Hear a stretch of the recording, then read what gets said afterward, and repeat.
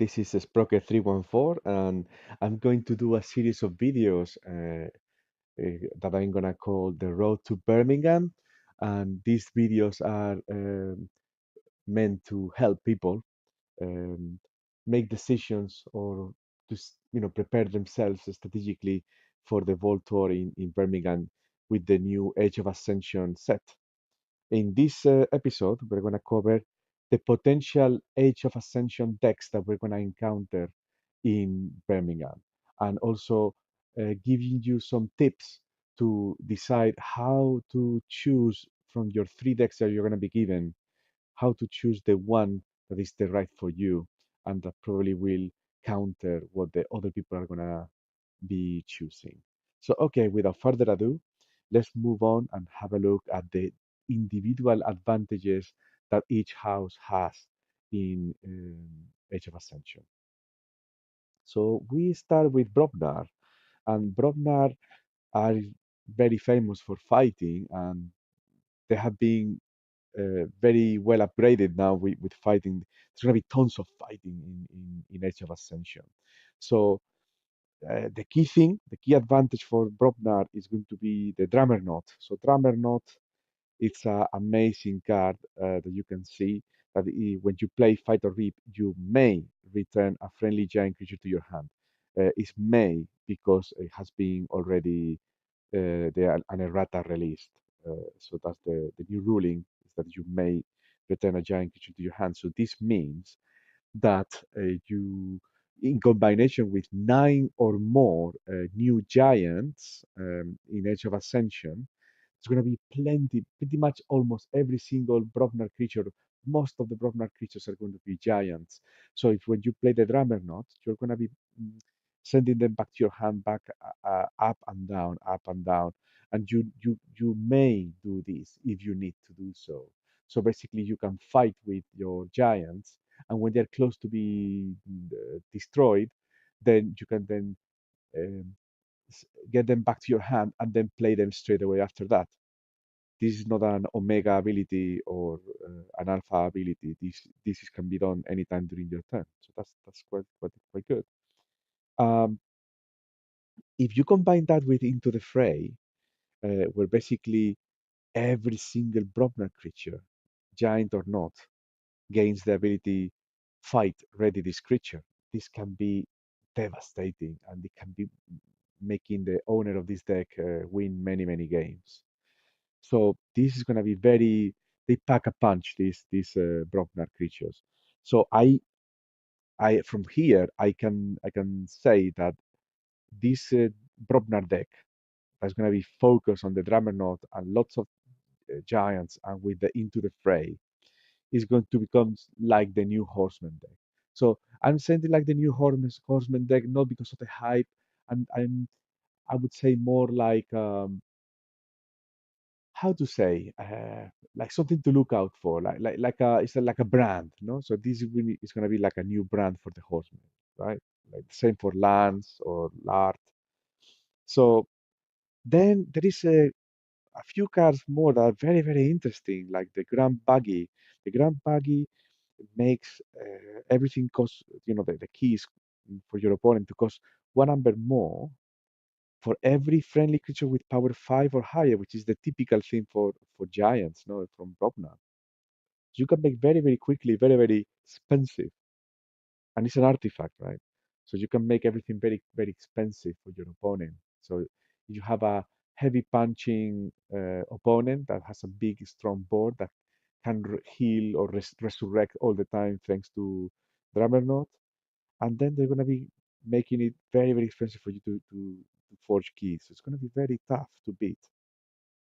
And then that you can combine with the Grumpus, which you can ready and fight with a neighboring giant. So, basically these four cards, if you can combine them with very nice giants, you you can just basically win. That's just by being brutal. So I think before in Call of Archons, um, Prognar was like a supporting house. They didn't have enough to being a main house that they can win on their own and have other factions, other houses supporting them. In this case, you can have a Brotnar Giants deck, and you have some, shadows or some logos or some untamed to help them out, right? So this I can see, thanks to the World Grandpas, I can see combos like the John Smythe combo in Mars. So I think this is going to be quite interesting deck to pilot. I would really like to get one of those. Next is this, and this is very famous for being annoying, right? And that's very famous for being very good in control. Their ability is going to be basically controlling and annoying the opponent, right? So the Yerks, there's been a lot of talk on the net about the Yerks. Um, from some of you, it might looks like it's a very bad card, but actually it allows you to clean your hand when you play. Then you can discard a specific card from your hand. You can discard one, two, or three cards, depending if it's a normal jerk, an old, or an ancient jerk. And basically, you can, even if you use an ancient jerk, you play him. You can discard three cards from three different houses, for example. You can really cleanse your hand and then cycle you through your deck faster and reaching that combo card that you're looking for. Then you have things like the Amber Imp instead of the Ember Imp. The Amber Imp, which is elusive, and then after a creature rips, stun it automatically. So this is a permanent constant effect. This is very powerful. This slows down things, and it's elusive, so it's gonna make things very annoying. And also you can give change with Binding Irons, which is a common card. You can give your opponent change and make them draw less cards and just slow things down for you. I have also seen the Onyx um, Knight, which is basically Onyx or the Opal one. I think one or the other, but the point is they can destroy the even number creatures. So I still don't see this as the main house to have in this set. I think they're still a very good supporting, extremely good supporting faction. Obviously, not all the cards have been released, so maybe I'm wrong. But so far, from what we have seen, is a very good supporting, excellent supporting house, but not the main house. Something that is different now from Portland. Okay, so if you combine this with logos, I think you will have a massive deck cycling. You could go really quickly through your deck and select the best cards and just get rid of all the ones that you don't need at that point in time, and they will come back later on. So I think that's a really good combo. Next one, we're talking of the devil. This is Logos, and Logos is excellent now at drawing and archiving cards. But they were not very good at house cheating. Well, but they had the phase shift, right? But now it's fantastic, because the CYX project, it's amazing combo. Having all three of them in a deck would be so great. I don't know if they would be linked to each other, probably not. But being able to archive and when playing, archive every turn for free, or then when fighting or reaping, you may play uh, one of those archive cards and cheat as much as you like. This is fantastic. This is so exciting. And you can see how many cards I have selected because I love logos. It's my favorite house. Look at the helper bot. You may play one non-logos card this turn. This is like face shift. And you still get to keep a small, cute little robot.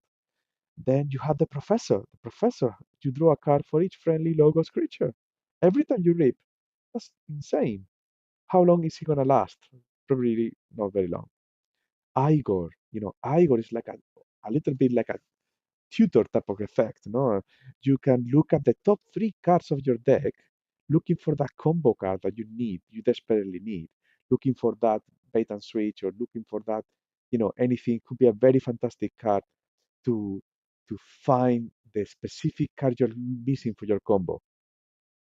You add that card to your hand from those three that you looked, and you discard the others. So it helps you to cycle through your deck really quickly. It only happens when playing, when it being played, but maybe there is some other cards from other houses that allow for this creature to be archived and then played again, or bounce to your hand. Who would see? Archimedes is also fantastic, expanding the archiving capabilities to the neighbors. So that's great. And then Eureka, Eureka getting two amber and also archiving two random cards from your hand. So that's fantastic. Lots of archiving. So I'm very excited about logos. I don't know how much of a main house they are. I think they still are quite like a supporting faction. I don't think they have owned the right to be the key house in a deck. But they're amazing supporting. So these logos as supporting one, and then having a main house like now broken with the Giants, that would be quite devastating. Next, we go to Mars, and we know that Mars are very self-sufficient. They are a bit like racist, or they're a little bit self-centered, let's say. And Mars is looking great. It's looking fantastic. I think it's going to be so tough to beat. I can see here that I put here control stunning. Lots of control through stunning, amber manipulation, expensive keys. And then you have crazy card like Martian Generosity. It's a crazy card. It's like a big gamble. You can lose all your amber, and that can be 20. It can be as many as you can generate in one of those crazy Mars combos. And then you draw two cards for every amber loss. So you could potentially draw your entire hand. You could spend cards giving you direct amber, and then do this one at the end, being the last card that you play, when you have collected as many amber as you can, and then draw two cards, probably the ones you just discarded, and you can play them again. So this is like a library access uh, on its own. It's fantastic. I'm really looking forward to playing it. Then we have things like lots of stunning, right? Like for example, C6 Shockworm after an enemy creature rips, stun it, just like that, a constant ability. Look at the artifact, the Ember Conduction Unit. After an enemy creature rips, if it is the first time that creature has ripped, stun it. So lots of delaying and making things really slow. Um, the collector one is a little bit like the zookeeper. So you basically it archives when fighting instead of when raping. So and it's a 2/5. So you're gonna be, it's gonna last longer than the zookeeper. I think it's a superior card to the zookeeper. I think it's fantastic. The resonator, the Mythic resonator, you know, +2 for each opponent, sorry, for each neighbor that this creature has. So you can make it +4. And if you have two of these, potentially you can make it +8, making it impossible to forge for the opponent. It's a fantastic card, and it's only uncommon. And then the Mind Worm, you know, you basically are controlling. You're basically um, getting uh, the best card of the opponent, the best creature, and then using that creature to damage its neighbors. So it's quite a good surprise to have.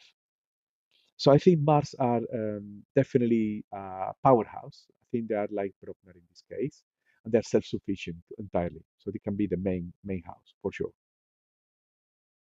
Then we move into Sanctum, and Sanctum has not been very well loved, despite all the horsemen and all this kind of things. In Call of the Archons has not been very strong house. It's been quite low um, in the ranks, and I think that has been corrected in this expansion in this new set.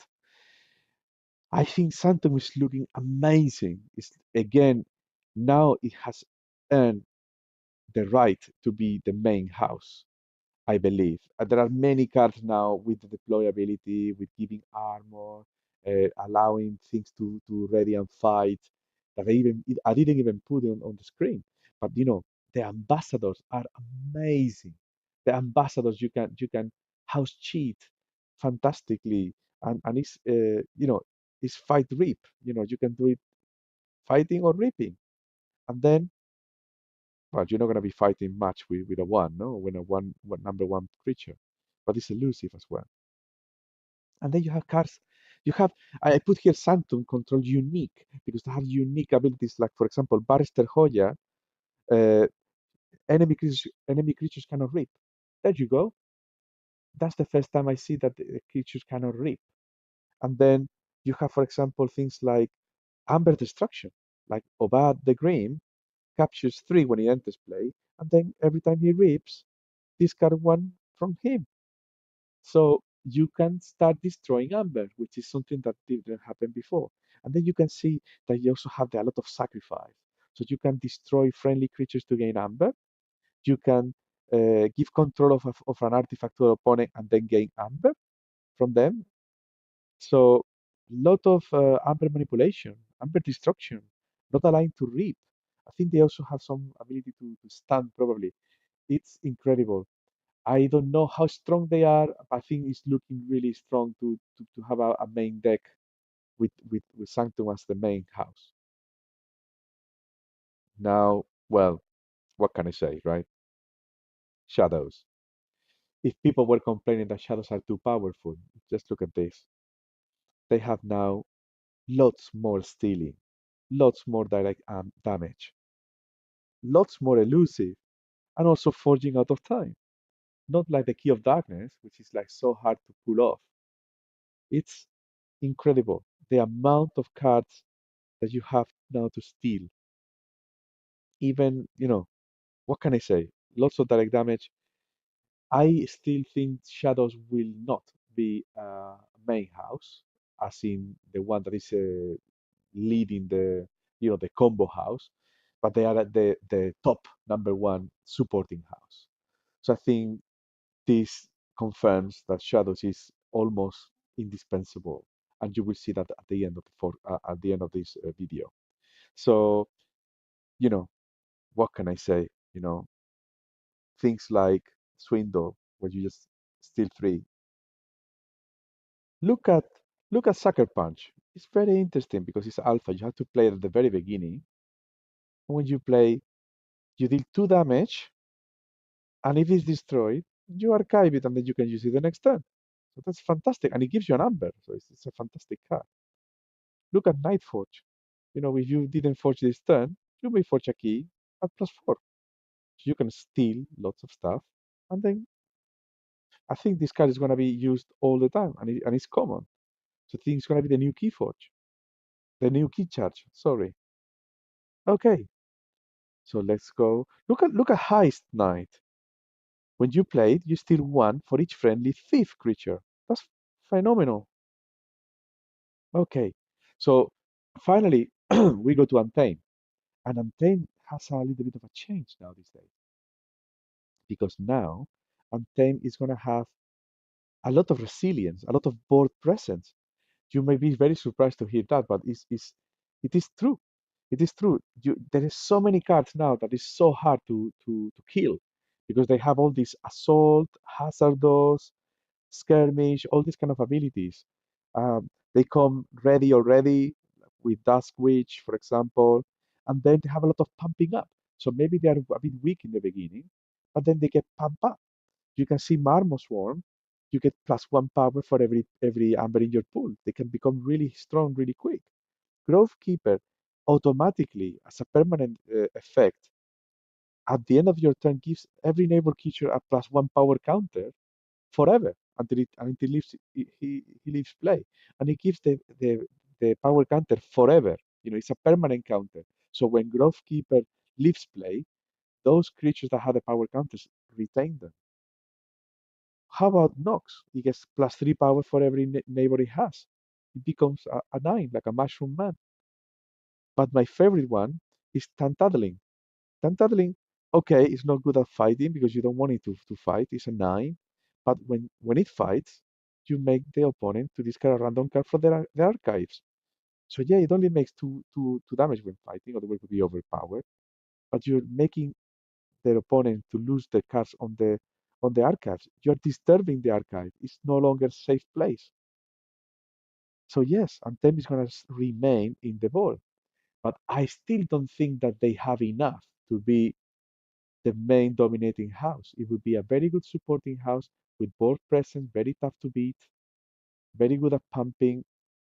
Still, I think in Age of Ascension, the ones that really deserve the spot to stand on their own feet are Broknar this time, Mars, and probably Sanctum. So now this is a little summary I have here. So what are the decks that we're going to probably see at Birmingham? So I think as a some thoughts, control is going to be king. I saw tons of cards for control. I think there's going to be very interesting swingy matches. I'm going to see decks that are going to be really powerful and very. It's going to be a battle of minds. It's going to be really truly epic. It's going to be epic games. It's going to be people really burning those brain cells, uh, outsmarting the opponent. How can we beat this other than having an even better control deck? Well, I think rushing, having a very good deck that cycles really quickly, that can beat any control deck because control decks might be slow, right? You use all this stunning. So if you have direct amber, you don't care about the stunning. You're not going to have many creatures. So, that could be a good antidote. But I'm not seeing uh, too many cards that are good at cycling. Well, just for drawing cards and archiving logos is great. Um, I'm sure we're gonna get lots of amber from Untamed and Shadows and things like that. So, it's something to discover. But, it could be a good antidote, something to keep in mind. So let's go back to the main topic. Which decks are we gonna see? So I really see Broknar, the Broknar Giants. That's a very powerful deck. I think that's gonna be if you have those forecasts I was mentioning, plus a good assortment of giants, it's gonna be very hard to beat. Then the ambassador decks. Ambassadors are not very powerful, but you can have many of them. You could have maybe a deck with all six of them. They're only one power, but they're elusive. I think it's going to be fantastic. Shadows plus two control houses. So this is my prediction. That's going to be Shadows plus this plus Mars. So it's a super control deck. And then Mars can stand on his own feet. Shadows these logos to be quicker, quicker probably than the previous one, or shadows Mars logos, which is probably the brutal of the most brutal ones, which will be much quicker, and Mars can stand on their own feet, shadows can do their thing, logos can do their thing. I think shadows Mars logo is going to be fantastic, phenomenal. And then we can see some other two combinations, like for example, Shadows Sanctum Broknar. You have the strength of Broknar, the new strength from Sanctum with all this amber manipulation and also this annoying, amber destruction and not letting your opponent reap, and then having all these big fighters from Broknar and then stealing or any little marginal amber that they're generating, you can steal with your shadows. So I think Shadow Sanctum Broknar is going to be a very good combo. And then Shadows Logos Untamed, I think it would be quite interesting to have a lot of board presence with Untamed, lots of stealing with Shadows, and lots of deck cycling with Logos. So this could be a very quick deck or the quickest deck. And then, last but not least, two more things. One, shards. I am very excited to see the other five shards. I can only see this shard of pain, which deals damage for every one damage to an enemy creature for every friendly shard. And then if you have two of those, then you do one damage per shard of all of them inclusive to one creature, and then you use the other one to do one damage for again for all the shards to a different creature, for example, or the same creature. And then this other shard of life lets you recycle your discard pile. So you could do amazing combos with this. It's only supporting, but you could just imagine having a deck with a handful of these shards. It would be amazing. Just having one of each of the three houses in your deck, that would be already quite powerful. Just imagine having two of each, or it could be anything. It could be anything. So I'm really looking forward to this. I wonder how the algorithm, how many is the maximum number of shards in one deck. I'm very curious about that. And then the final thing is there are tons, an insane amount of stunning in this set. in this expansion. There's tons of stunning. There's going to be loads of creatures with stunning tokens. It's going to be very slow. It's going to favor all these control decks. It's going to be so hard to use your creatures because they're going to be most all the time stunned. So circumventing this would be good with cycling your deck. So going really quick with direct amber, you could surprise the best stunning or control deck, and you could win very quickly, very easily. Okay, so that was it for today. I hope you liked it. If you liked it, please like and subscribe. Click the little bell to get a notification every time I release a new video. Thanks for watching. That was Sprocket 314, and I hope to see you next week. Bye.